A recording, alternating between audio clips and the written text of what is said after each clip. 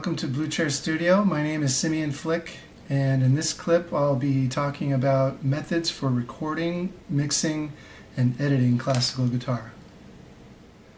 So the first decision you'll have to make is how to best record your guitar. You can do this a number of ways. If your guitar has a built-in pickup, that's always kind of nice. You can get a little more of a sound picture without having to deal with phasing issues, and you get a slightly brighter tone so you can get a little more definition. And then if you pair that with a mic, you'll have a nice stereo signal you can work with. You can get a fuller sound picture that way.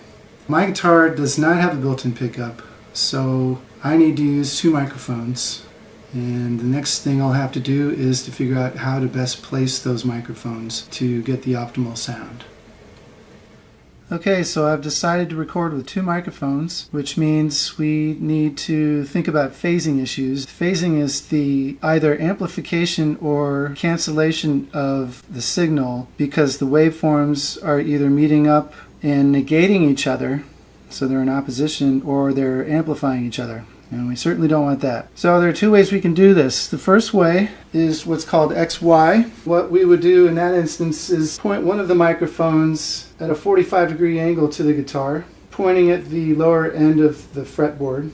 And with the other mic forming the other axis, you point it at the lower bout. This works to negate the phasing issues because you're capturing things in right angles, and those seem to do the trick. The other technique we can try is 1 to 3. So with the first mic, you can put it here and point it at where it was before, maybe 8 or 9 inches actually. You take the second mic and you need to make sure it's at least 3 times away from the other microphone than it is from the body of the guitar. In this instance, I'm going to use the XY. I'm going to point one there, and I'm going to point one at the bout, about a foot away, and let it rip. Now that I've recorded my classical guitar tracks, I can proceed to the mixing phase. One of the most important parts of mixing is equalization, or the boosting or cutting of decibels, or dB, at certain frequencies to even out the sound picture. One of the experiments I like to conduct to see what's happening in the sound picture is to activate an EQ channel with a bell shape and the Q narrowed down as far as it will go, boosted to 24 dB, so I can hear what's happening. What I do is I play the track and sweep the EQ channel through all of the frequencies so I can get a better idea of what's happening.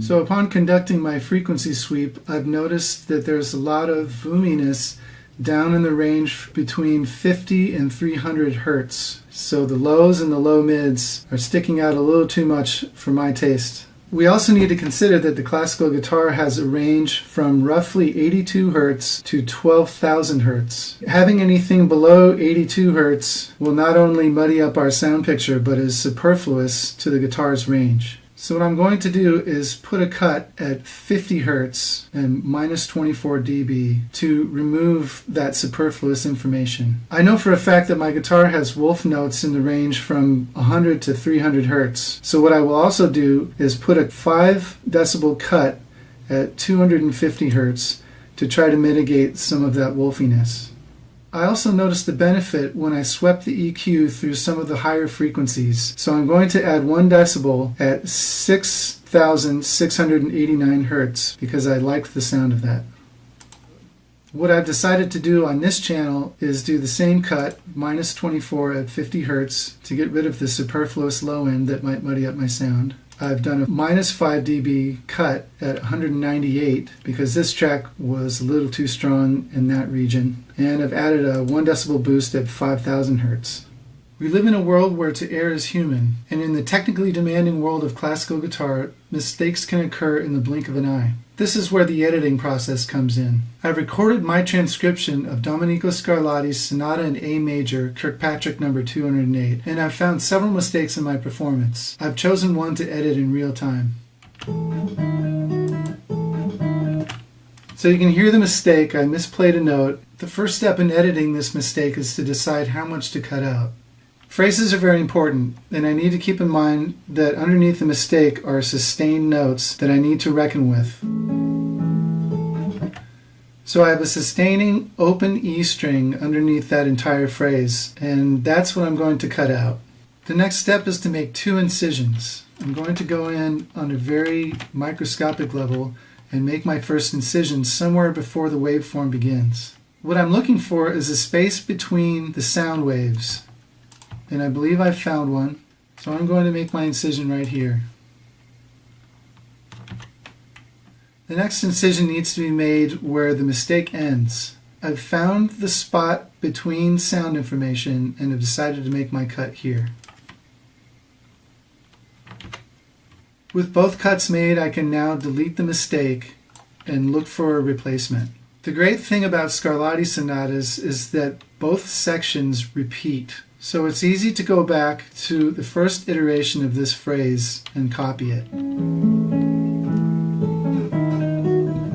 So I've found the place in the first repetition of the half where I played it correctly, and I'm going to make my cuts here. Now that I've copied what I need, I can move it over to where I need it. The challenge now will be to match the rhythm with what I have before the mistake area and after the mistake area, and make the 2 tracks blend. So on the end before the mistake, I'm going to put a fade out. And when I move the new correction in place, I'm going to put a fade in on that.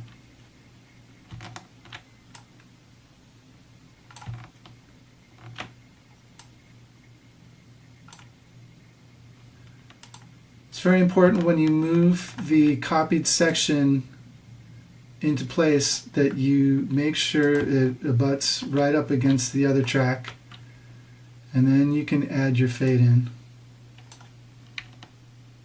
You'll need to do the same for where you've drafted on the other side.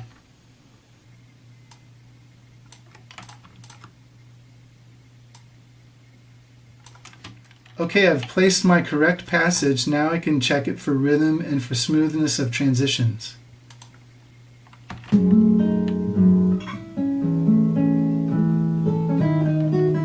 Okay, there's a little bit of roughness on that side, so I'll need to mitigate that. So now I'm going to move the whole rest of the piece a little bit to the right so I can correct the rhythm.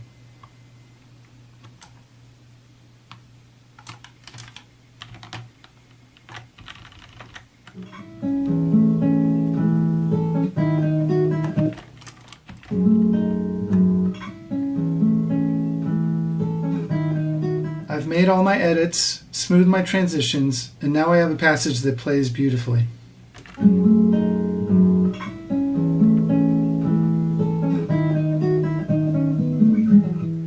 Well, that about does it for me. Thank you so much for watching. I hope it was helpful. Thank you to Making Music Magazine for having me. So long, and good luck recording.